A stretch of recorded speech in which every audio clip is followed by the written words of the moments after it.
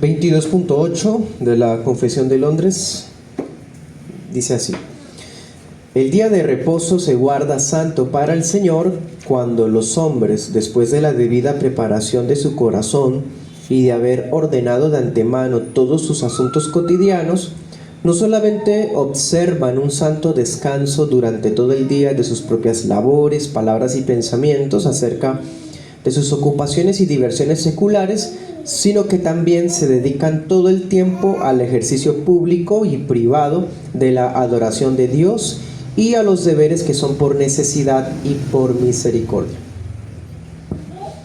Bien, siempre me parece excelente cómo fueron capaces de resumir tantos aspectos de nuestras prácticas y doctrinas en párrafos tan cortos, ¿no?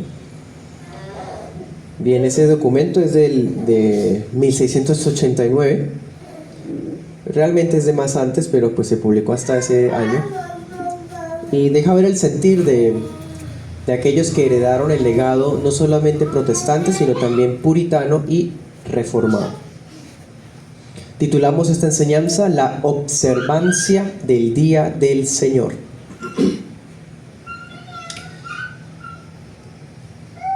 En la enseñanza anterior, en nuestra escuela pasada, vimos la vigencia del cuarto mandamiento, vimos el cambio del sábado al domingo, y ya que reconocemos que debemos guardar este día de reposo, el domingo como tal, ahora, conviene preguntarnos cómo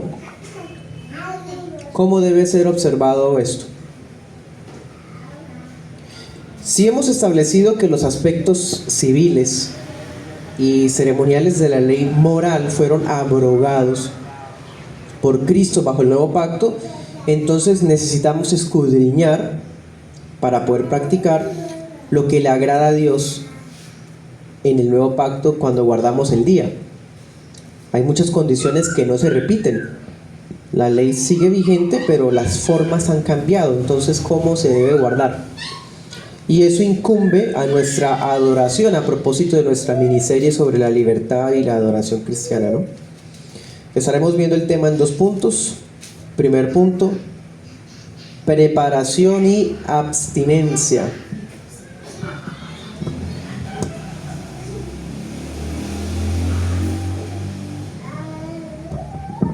Y el segundo punto, consagración y obras. Comencemos. Primer punto, preparación y abstinencia. Vamos a Éxodo 20.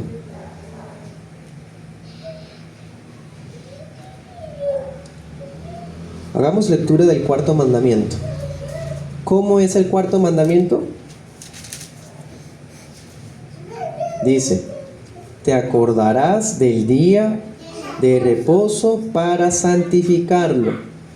6 días trabajarás y harás toda tu obra, pero el 7º día será día de reposo para Jehová tu Dios. No harás en él obra alguna, tú, ni tu hijo, ni tu hija, ni tu siervo, ni tu criada, ni tu bestia, ni tu extranjero que está dentro de tus puertas. Bueno, porque en 6 días hizo Jehová los cielos y la tierra, el mar y todas las cosas que en ellos hay, y reposó en el 7º día. Por tanto, Jehová bendijo el día del sábado y lo santificó. Bueno, leemos este mandamiento, hermanos, el cuarto, y nos damos cuenta que no solamente es el más largo de los 10, sino que es el que más componentes tiene. Si se acuerdan, por ejemplo, el segundo mandamiento, no te harás imagen, luego dice no te inclinarás, ¿sí? Entonces, básicamente encontramos 2 verbos principales, ¿no? No hacerse imágenes ni semejanzas, sino inclinarse o servir a tales cosas. Pero el cuarto mandamiento tiene varios verbos, son varios. Y todos esos son los componentes del mandamiento. Vamos a resumirlos de 2 maneras. Primero, el mandamiento incluye el deber de que seamos hombres y mujeres laboriosos. Porque dice, 6 días trabajarás, y lo está colocando en mandamiento. O sea, el cuarto mandamiento incluye el trabajo.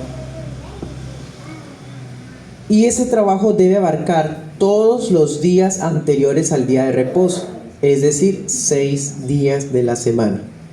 antes del día santo.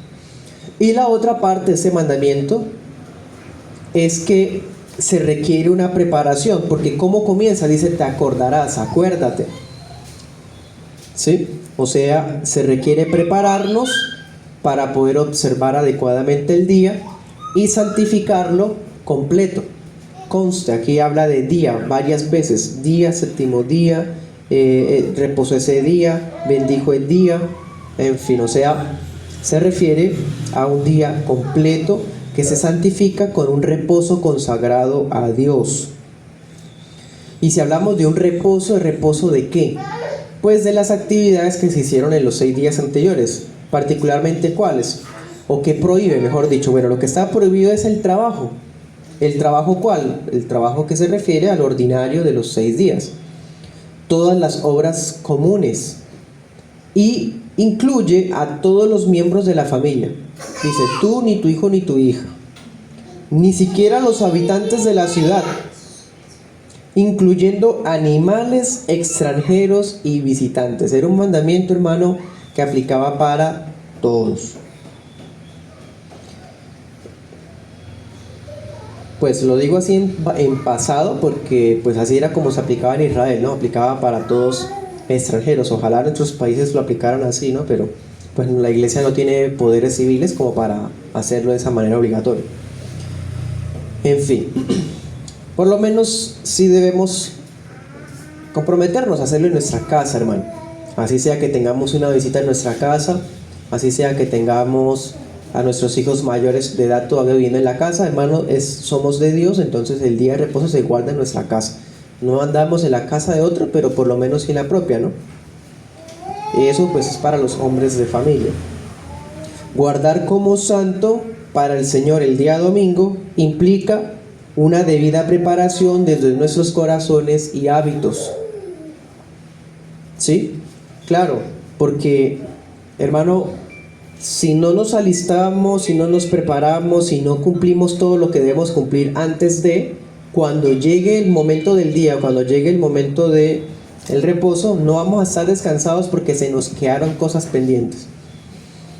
Entonces, acuérdate significa que todo lo que concierne a quehaceres, labores, palabras, pensamientos, hobbies, recreaciones, todas las cosas que hacemos comúnmente, no es que estén mal, son cosas que se pueden hacer, son lícitas, pero que deben quedarse en los 6 días de la semana porque este es diferente.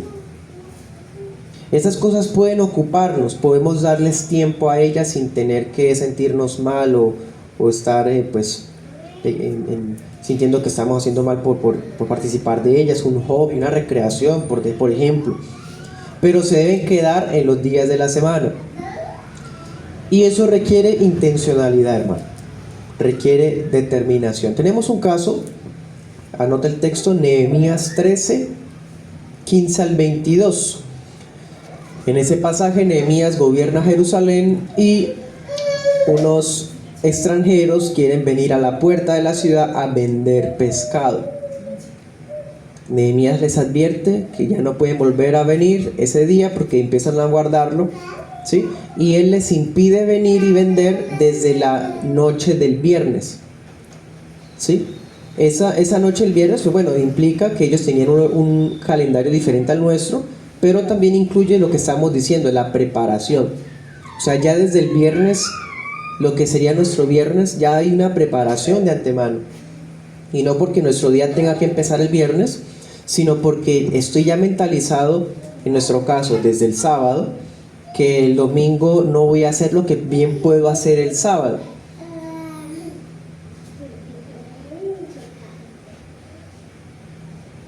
¿Sí? Por decir algo, el tema de planchar la ropa que voy a ponerme yo en el día del Señor, o lavar la ropa que voy a usar en el día del Señor, o sea, yo no puedo a última hora del día, ¿sí?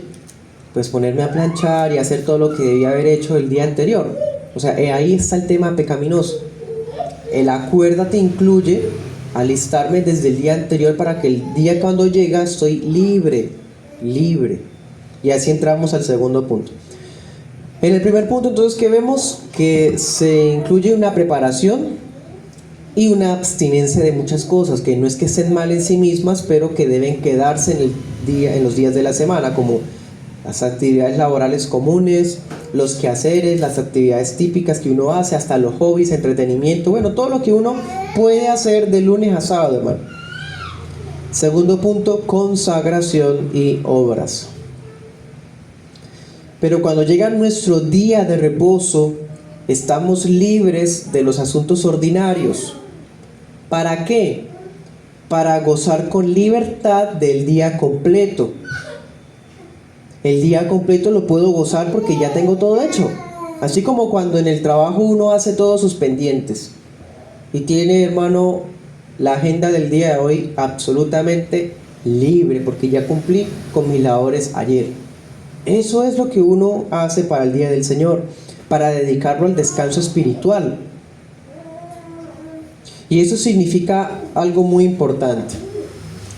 El día del Señor no es sinónimo de ocio. No vamos a hacer las mismas obras y quehaceres de la semana, pero hay otras.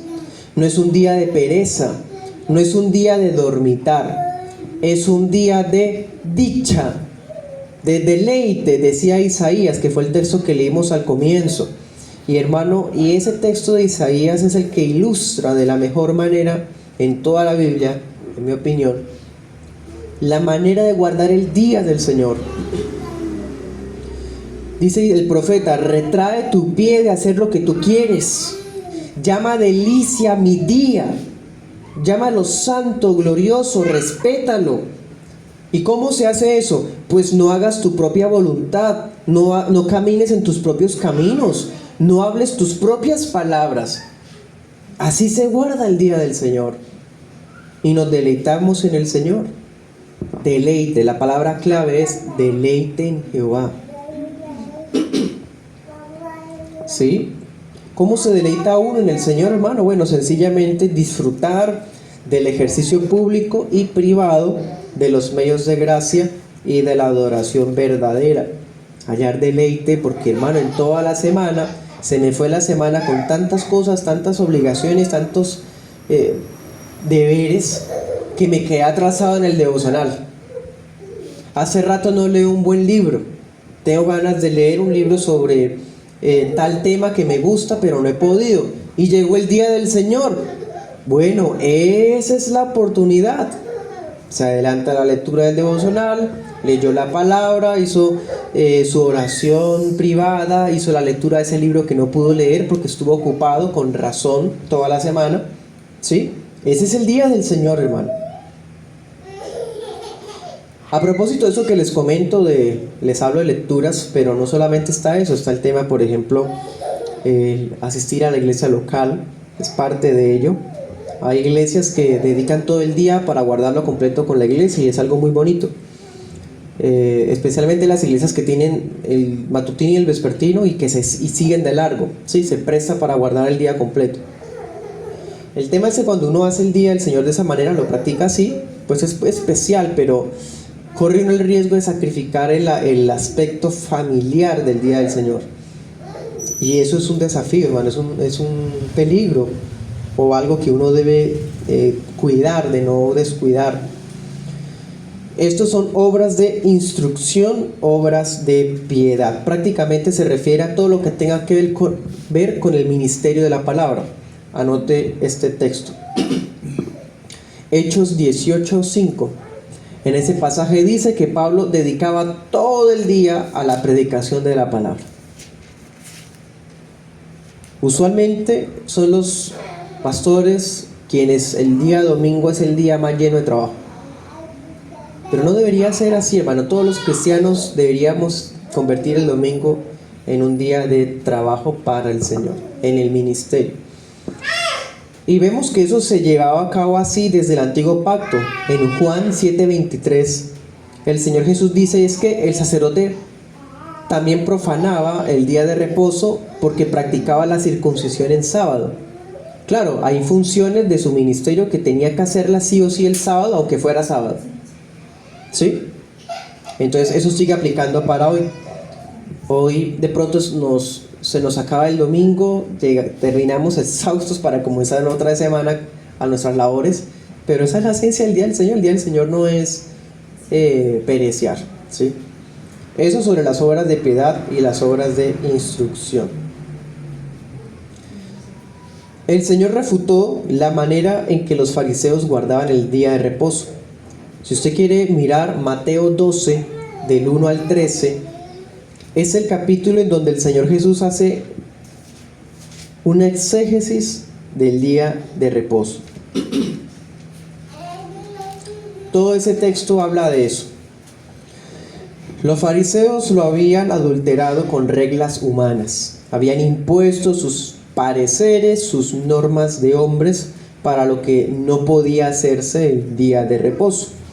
Y el Señor, cuando trata el tema, Él no abroga el mandamiento, sino que en resumidas cuentas hace algo, hermano. ¿Cuál es la enseñanza de Jesús en Mateo 12 del 1 al 13? Si quiere puede leerlo en casa. El resumen es esto: es lícito hacer el bien en el día del Señor. Eso, en resumen. Y el principio lo dijo así: el sábado se hizo para el ser humano y no el ser humano para el sábado. Marcos 2:27. ¿Sí? Claro. En los fariseos no puedes hacer milagros en sábado, no puedes comer si tienes hambre en sábado, arrancando espigas, mejor dicho, no. Y Cristo dice, ¿qué es lo que sí se puede hacer? El bien. Hagamos el bien en el día de reposo. Así que los creyentes no solo debemos ocupar este día con actividades concernientes al culto privado, al culto familiar, al culto público, sino que hay otros tipos de obras que debemos hacer. Primeras, obras de instrucción y de piedad. Segunda, obras de necesidad. ¿Qué es eso de obras de necesidad? Bueno, las obras de necesidad son todas las actividades que fomentan los 10 mandamientos. Ejemplo, proteger la vida, proteger la salud, proteger la propiedad privada, ¿sí? Por decir algo, digamos, funciones de seguridad privada, ¿sí? Para una cierta propiedad. Pensemos las labores médicas, pensemos ciertos tratamientos que requieren ejercicios físicos y la persona tiene que hacerlos diariamente, y eso incluye el día del Señor. No puede decir que es el día del Señor, no puedo hacer ejercicio, no, porque es parte de su tratamiento que se le diagnosticó para su propia salud, ¿sí? Lucas 13:15, Lucas 14:5. Hay otros principios. El israelita podía desatar, llevar a beber y sacar de un pozo a su bestia. Y no porque era sábado, entonces no le daba de tomar o no la desamarraba, o que si se le caía en un pozo, entonces no podía sacarlo porque era sábado. No, podía sacarlo. Entonces nosotros también podemos hacer labores que benefician a nuestro prójimo, y no porque es domingo, entonces no podemos ayudar a nadie. Sería el colmo del legalismo, hermano, interpretarlo así, como cohibirnos. Eso es fariseísmo, ¿sí? Es legalismo, por ejemplo, entonces descuidar las necesidades naturales de nosotros porque es domingo. Entonces no podemos bañarnos, no podemos dormirnos en la tarde del día del Señor porque hay que guardarlo, hermano. Eso sería una interpretación legalista y farisaica. Y hay otro tipo de obras que deben hacerse, son las obras de misericordia.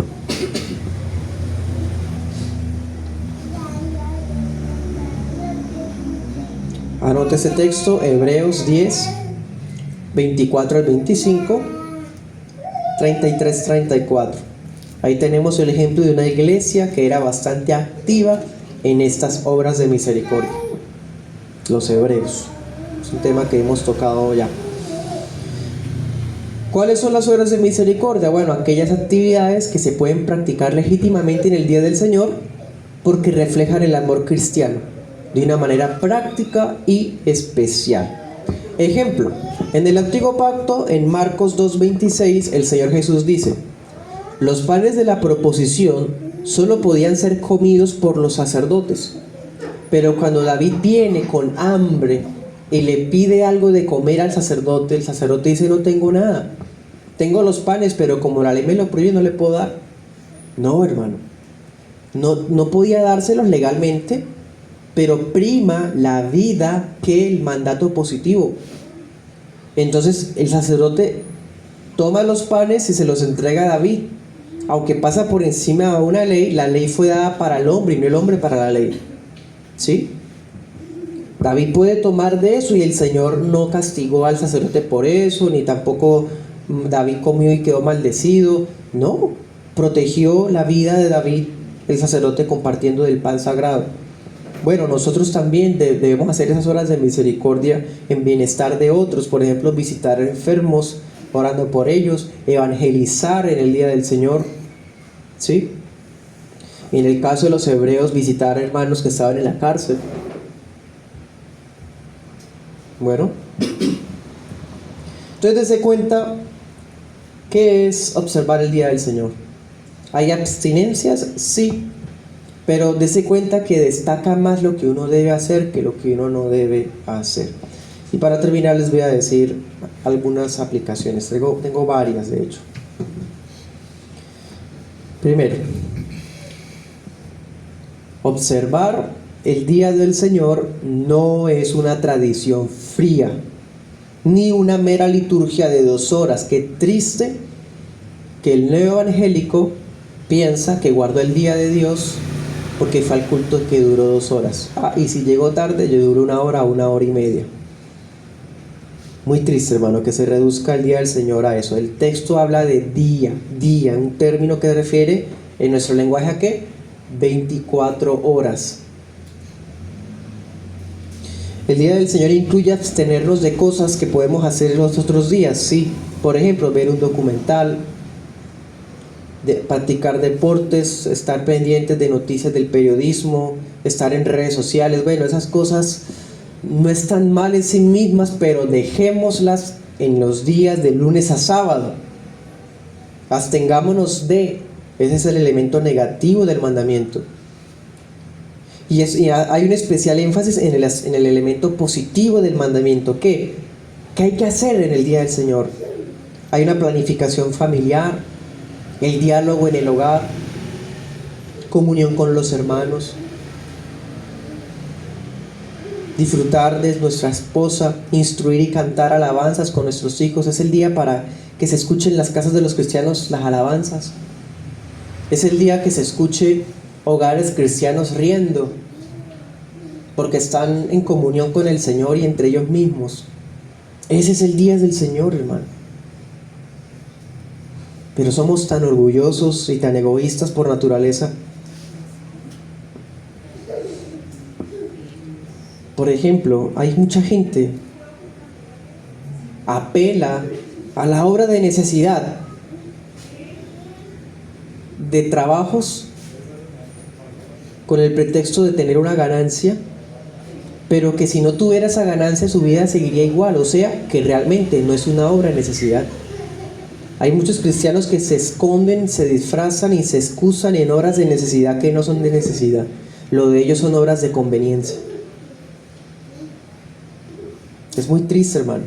Entonces te toca trabajar ese domingo para poder pagar un crédito. ¿Sí? ¿Y por qué no simplemente recorta sus vanidades, sus lujos y toda su mala administración para que guarde el día del Señor? ¿Me hago entender?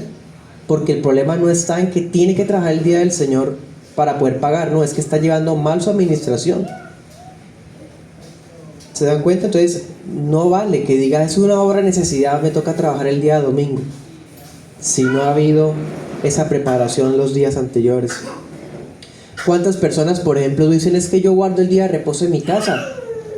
Hacen obras de piedad individual, pero entonces ¿qué están haciendo? Desprecian y descuidan la adoración pública o el culto familiar, ni saben de eso. Peor todavía, hay quienes apelan a la libertad de conciencia para decir que no hay que guardar el día del Señor. Es que no pueden obligarme a mí a guardar un día porque yo no siento que ese sea el día del Señor. Para mí el día del Señor puede ser cualquier día, y si yo fui al culto ya yo estoy bien, esa es mi conciencia. Mire hasta dónde ha sido rebajado las 24 horas de Dios para que la gente se salga con la suya, hermano. Y estoy mencionando casos que usted sabe que existen ahora en muchos que dicen ser reformados. Muchos asocian, a propósito, cuando se habla de perder el primer amor, ¿se acuerdan? Una frase clásica: ay, que voy a perder mi primer amor, lo estoy perdiendo, y es porque está frío, simplemente ya no le importa dejar de asistir a la iglesia, no lee la palabra, y es que está perdiendo el primer amor, o sea, romantizando su negligencia, su maldad. Para muchos, perder el primer amor es que está desanimado, siempre con ese lenguaje psicológico y victimista. En realidad, perder el primer amor es cuando alguien ya no se está deleitando en Dios. Eso es perder el primer amor. Faltar del deleite de Dios, en Dios. Una persona ha perdido su fervor por el Evangelio, o ha perdido su deleite en Dios porque está perdiendo su fervor por el Evangelio, y no porque entonces está insatisfecho en la iglesia, o porque está inconforme con un hermano que lo ofendió, o con el pastor que lo decepcionó. No, se perdió el primer amor. Aquel que esté pasando una situación así, o que le haya pasado, se perdió el primer amor en alguna oportunidad. El momento en el que Cristo dejó de ser prioridad. Esa es la forma de perder el primer amor. Cuando Cristo deja de ser la prioridad, cualquier cosa ocupa su lugar, cualquier excusa sirve frente a la iglesia. Eso es perder el primer amor. Y no es una persona pobrecita que está desanimada, no, es una persona idólatra, que está ocupada, tan ocupada que no tiene tiempo para el Señor. Otra aplicación, hermanos, a propósito del día del Señor. La situación que ocurrió con la pandemia demostró que muchos de nosotros fallamos en nuestra obediencia a las ordenanzas de Dios, al punto de que nos sujetamos al César y no al Señor. La iglesia acató no congregarse, haciéndole caso al César cuando Dios nos ordenó reunirnos. Muy triste. Esperemos que cuando el César se le ocurra volver a hacer algo así, nosotros con razón nos rebelemos contra eso, porque eso de la pandemia dejó la mala costumbre para algunos de congregarse en vivo. Nosotros transmitimos y grabamos solamente para dejar registro de las enseñanzas, para consultarlas después, pero es muy triste que ahora se utilice por las personas negligentes que no quieren congregarse, no guarden el día del Señor, y su excusa es que, bueno, ve la predica por internet, pudiendo haber sido diligente preparándose y asistiendo personalmente. Nunca un video en vivo, así sea en vivo, reemplazará la bendición que trae consigo la observancia del día del Señor junto con la iglesia reunida. Lo leímos la semana pasada. Cristo prometió que está con nosotros cuando estamos congregados como iglesia. Su presencia especial está ahí, no está en el video, hermano. Tristemente, el día donde la adoración verdadera más debiera fluir se ha convertido en el día donde más idolatría hay. Sí, cada cual sigue persiguiendo sus propios intereses. Todavía hay cristianos ávaros abriendo su negocio en el día del Señor. Todavía hay cristianos que practican entretenimiento para autosatisfacerse en el día del Señor. Todavía hay cristianos que tienen pereza para lo que debería ser prioritario. Entonces, no hay estima, no hay placer en el día del Señor, porque cada cual coloca sus afectos y sus pasiones por encima de la palabra. Esa es la raíz del problema. Buscan la satisfacción y el deleite en otro lado, en fuentes rotas, cisternas rotas, diría Jeremías. Para terminar, digo lo siguiente: este es el día que ha hecho el Señor. En este día venimos con nuestras mejores ropas, hermano. con la mayor diligencia, con puntualidad, con gozo, con emoción, porque Dios nos va a hablar, no desde un monte en llamas, sino a través de su palabra viva. Y cito la pregunta 116 del Catecismo Bautista de 1693. Creo que resume muy bien la esencia del mandamiento. Dice así: ¿cuál es la voluntad de Dios para usted en el cuarto mandamiento? Respuesta: primero, que se mantenga el ministerio del Evangelio y la educación para él, y que especialmente en el día festivo de descanso asista regularmente a la asamblea del pueblo de Dios para aprender lo que la palabra de Dios enseña, para participar en los sacramentos, para orar públicamente a Dios y para traer ofrendas cristianas a los pobres. Segundo, que cada día de mi vida descanse de mis malos caminos para que el Señor actúe en mí por su Espíritu, así comience ya en esta vida el eterno Sabbat. Cierro comillas. Oremos.